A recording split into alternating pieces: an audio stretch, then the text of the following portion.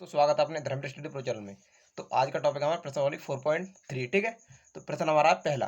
देखिए प्रश्न कहता है यदि निम्नलिखित द्विघात समीकरणों के मूल का अस्तित्व हो तो इन्हें पूर्ण वर्ग बनाने की विधि द्वारा ज्ञात कीजिए। ठीक है, तो हमें आपको पहले आप तीन स्थितियाँ देख लीजिए। ठीक है, कब अस्तित्व होगा कब नहीं होगा।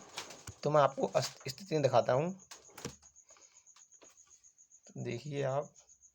तो यहाँ पर देखिए, इसे बोलते हैं विभक्त कर। ठीक है, हम डी का मान निकालते हैं, इससे निकालते हैं बी स्क्वायर माइनस 4ac।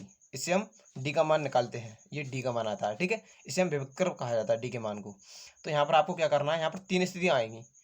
तो देखिए यदि डी बराबर यानी डी का मान कितना हो, 0 से बड़ा हो।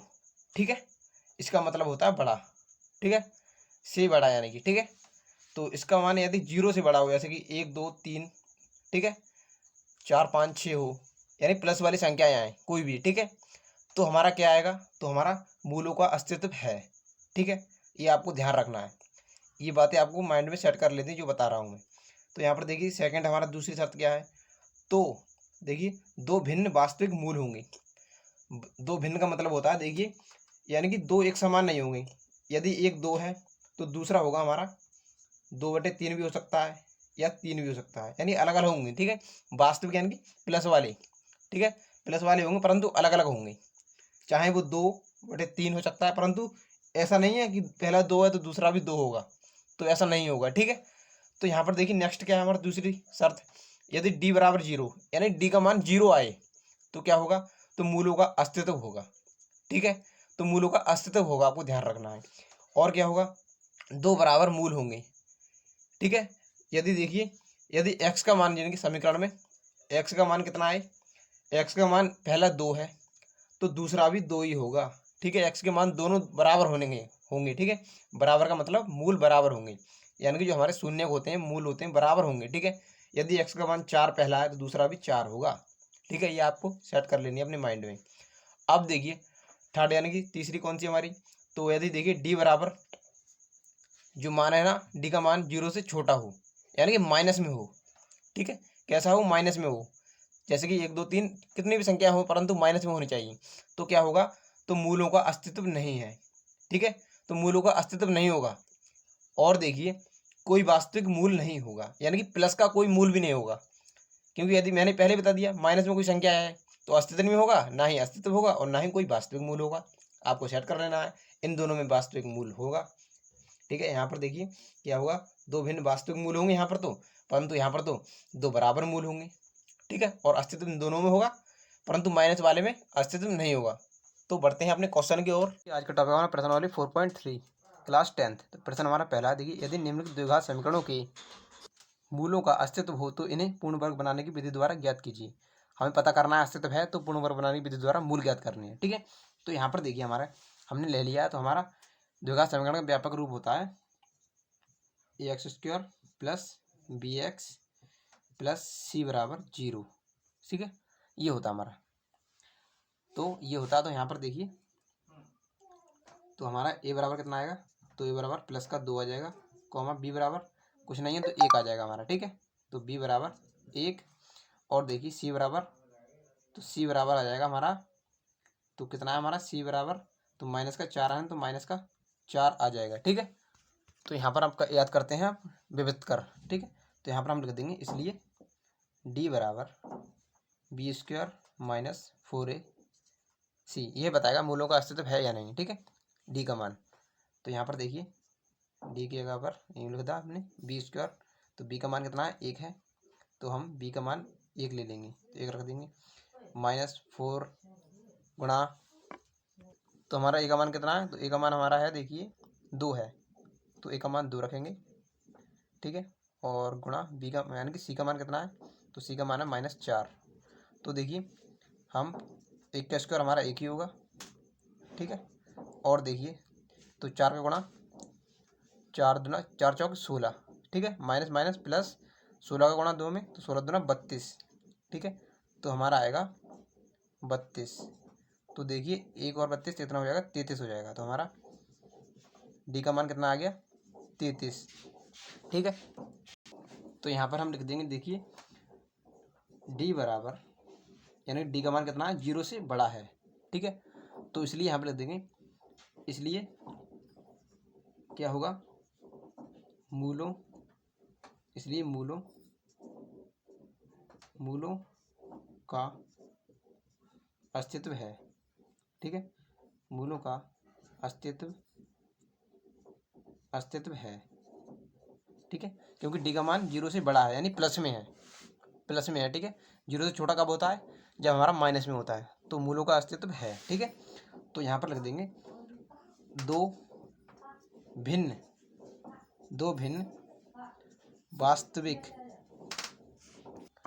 वास्तविक, ठीक है, वास्तविक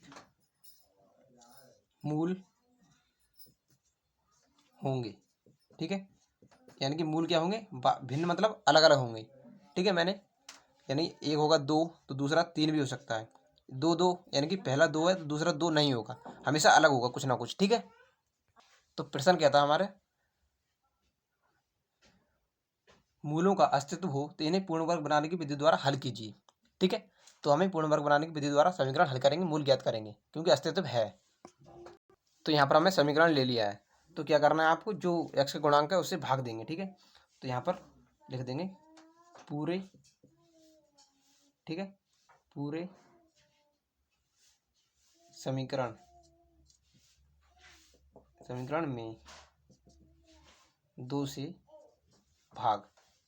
ठीक है, 2 से भाग, तो 2 से भाग दे देंगे यहाँ पर, तो भाग देते हैं हम, तो यहाँ पर भी 2 से भाग, 2x² में भी 2 से भाग, और प्लस है तो प्लस x, और यहाँ पर भी 2 से भाग, और देखिए -4 में भी 2 से भाग, बराबर में 0। ठीक है, तो यहाँ पर 2 से 2 कैंसिल, तो हमारा क्या बचेगा यहाँ पर, तो यहाँ पर बचेगा हमारा x²। तो और देखिए हमारा प्लस का x/2 है जो कहते हूँ, और देखिए यहाँ पर 2 से 2 2 दूना 2 बार में कैंसिल। ठीक है, तो -2 बराबर में 0। ठीक है, ये आ जाएगा। तो यहाँ पर आपको क्या करना है, अब आपको थोड़ा सा रफ कार्य कर लेना है। तो यहाँ पर कुछ नहीं है, 1 है। ठीक है, 1/2 हो जाएगा हमारा, कुछ नहीं तो x गुणांक 1 है, तो 1/2। तो यहाँ पर लिख देंगे, यहाँ पर 1/2 का गुणा करेंगे हम 1/2 में। ठीक है, ये वाला नहीं है, ये अलग से लिया है, क्योंकि ये तो यहाँ पर है, ये अलग से लेना पड़ेगा आपको। ठीक है, 1/2 इसका गुणा का वर्ग करना है। ठीक है, तो 2 दूना 4 और 1 का वर्ग 1, ये आ जाएगा। ठीक है, तो हमें क्या करना है यहाँ पर देखिए, यहाँ पर आपको 2 पक्ष बना लेने हैं, तो आप संख्या वाले को उस तरफ भेज देंगे। ठीक है, तो यहाँ पर हमारा आ जाएगा x² प्लस x/2 बराबर, ये उस तरफ जाएगा तो प्लस का हो जाएगा। ठीक है, तो यहाँ पर हम लिख देंगे दोनों, 2 पक्ष हो गए ना, दोनों पक्षों में, ठीक है, x यानी कि x के गुणांक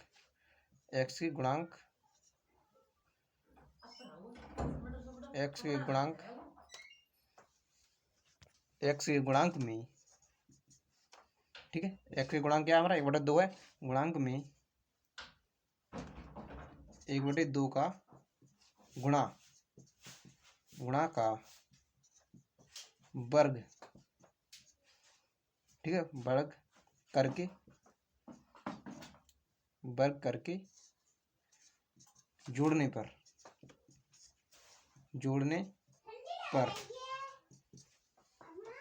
तो यहाँ पर हम जोड़ देंगे। ठीक है, तो हमारा देखिए क्या आएगा, तो यहाँ पर देखिए हम दोनों पक्षों में जोड़ देंगे, तो प्लस x बटा हमारा कितना है 2, ये वाला हम उतार रहे हैं। ठीक है, ये रहा ये वाला।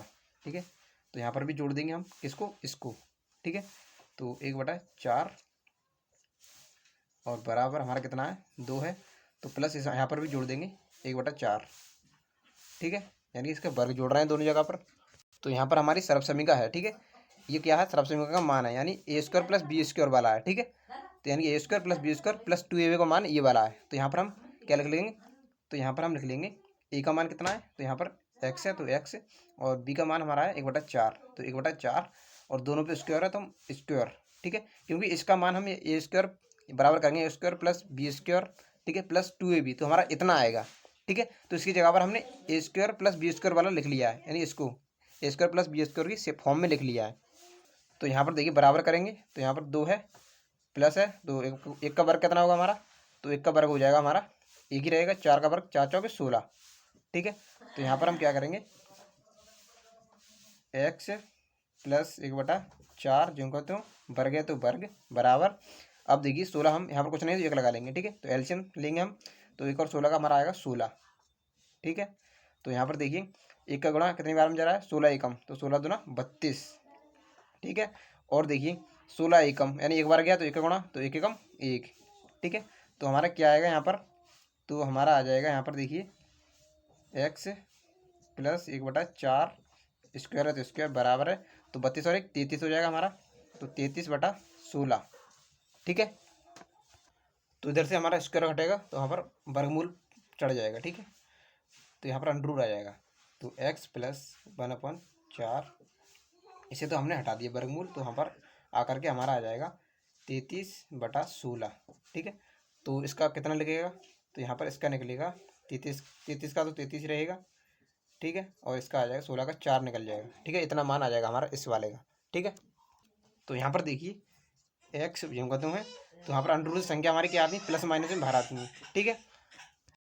तो यहाँ पर देखिए हमारा ये आ चुका है, तो हमारी अंडर संख्या प्लस माइनस में आती है बाहर, ठीक है, हमेशा जब अंडर निकलता है तो यहाँ पर देखिए हमारे इसको भेजेंगे उस तरफ, तो हमारा आएगा 1/4, ये प्लस का है तो माइनस का हो जाएगा, ठीक है। तो आप इस तरफ इस प्रकार लिखिए इसको ऐसा ही, तो 33/4 है ना, तो क्या है हमारा प्लस माइनस में है, तो यहाँ पर हम इसको उस तरफ भेजेंगे, तो प्लस माइनस, ठीक है। और उस तरफ भेज दिया हमने तो ये माइनस का हो जाएगा, तो 1/4, ठीक है। तो एक बार हम प्लस ले लेंगे और एक बार माइनस ले लेंगे, ठीक है।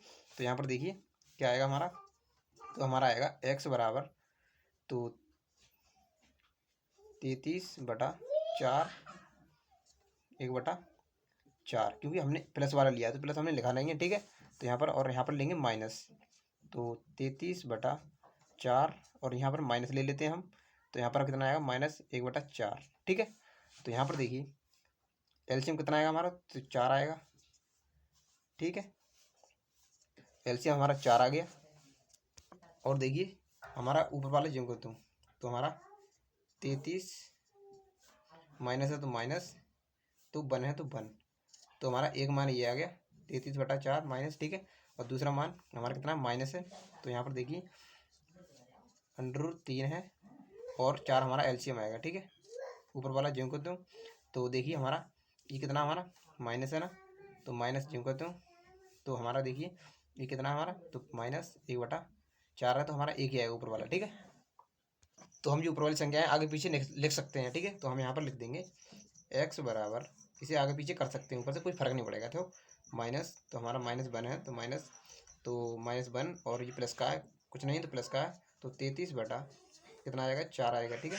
और दूसरा क्या आएगा हमारा, इसको माइनस आगे लेंगे, तो यहाँ पर देखिए माइनस है, तो यहाँ पर कितना है 33 है, तो -33 बटे में 4, ठीक है। तो हमारे एक्स के मान 2 आ चुके हैं, ठीक है। तो ये दोनों हमारे आंसर हैं, ठीक है। तो मिलते हैं अगले वीडियो में अगले क्वेश्चन के साथ। Thank for watching my video, धन्यवाद, जय हिंद जय भारत।